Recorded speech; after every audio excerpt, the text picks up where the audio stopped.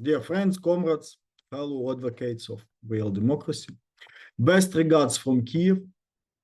My name is Zakhar Popovych. I'm Ukrainian socialist, and yes, I did participate in Maidan Assembly of 2013-2014, and we participated under our red flag, calling for socialist Ukraine and socialist Europe.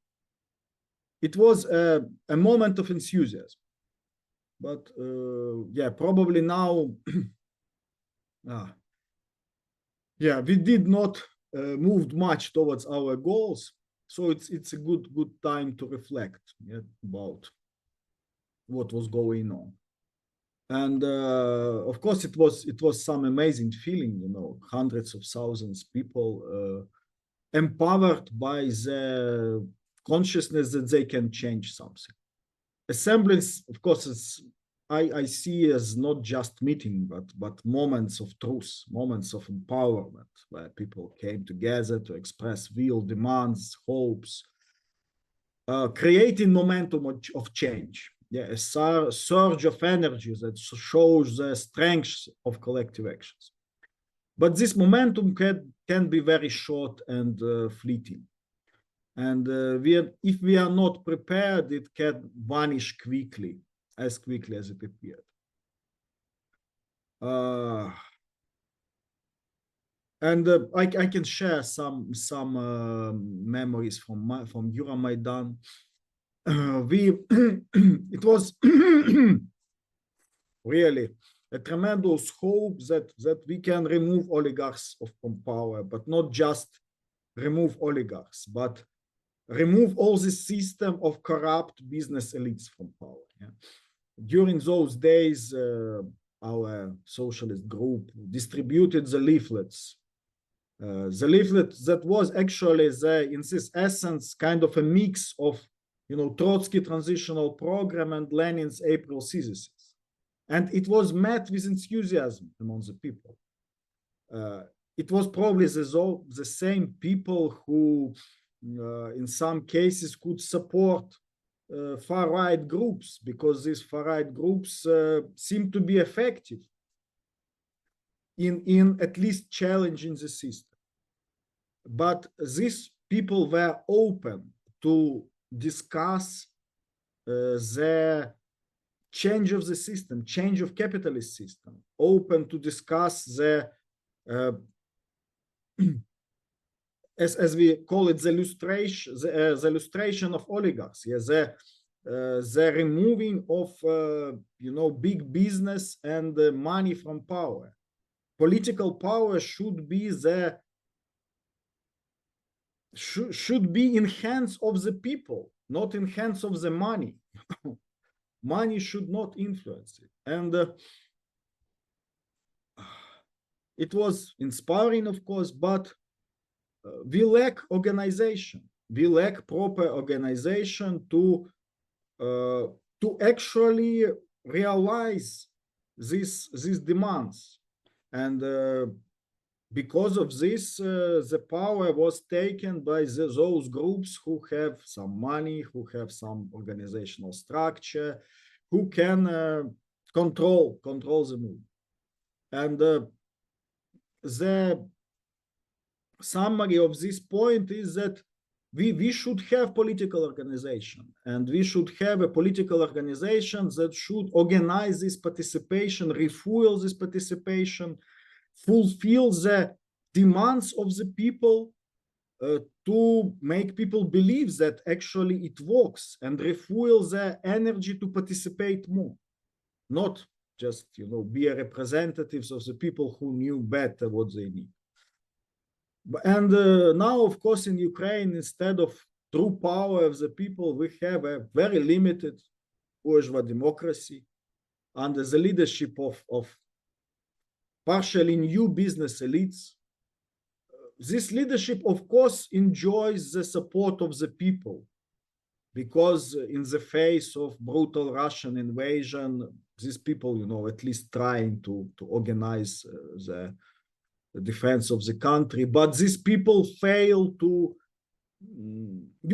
are not capable to mobilize economy and society as a whole for just effort to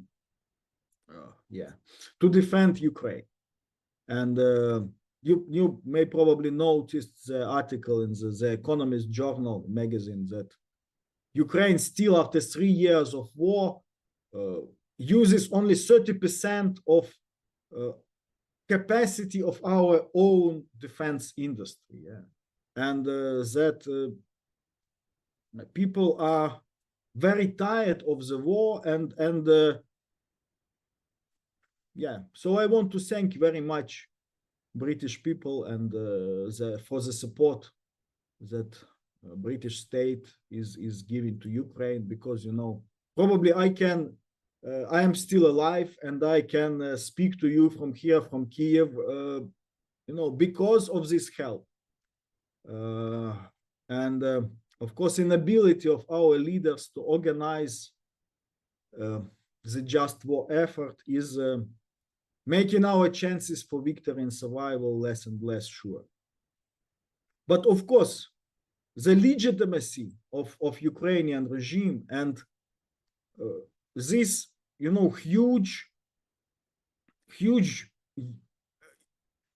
joint effort, of people, enthusiasm in defending the country, which we can see in the first days of the Russian invasion, was definitely something that we should say thank you to Maidan Assembly.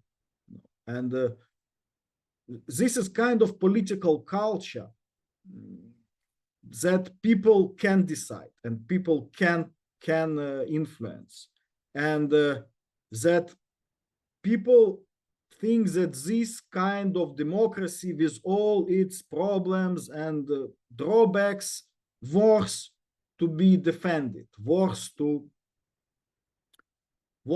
put effort to fight for it.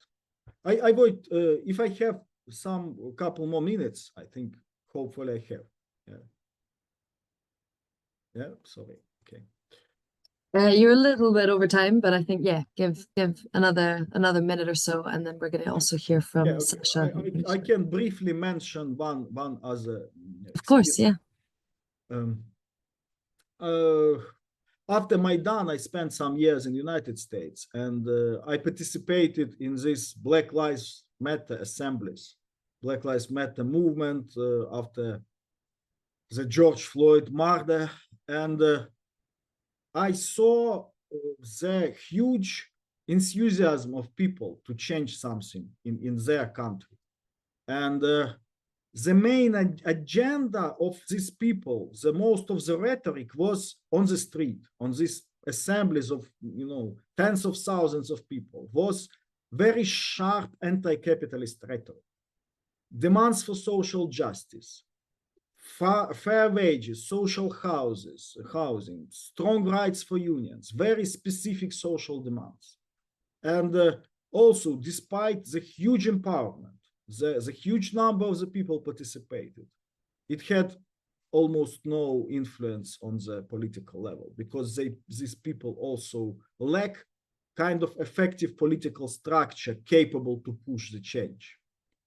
And I was kind of impressed that many of Black people, most of speakers were Black people there and on these assemblies, and they were not speaking about the identity politics solely. They were speaking about the justice for all of us. And so I will jump to conclusions that, these experiences of mass assemblies, of mass movements are great. It's kind of momentums of breakthrough for possible change. But it totally depends on the ability to organize continuous participation and effective political movement to make actually something done.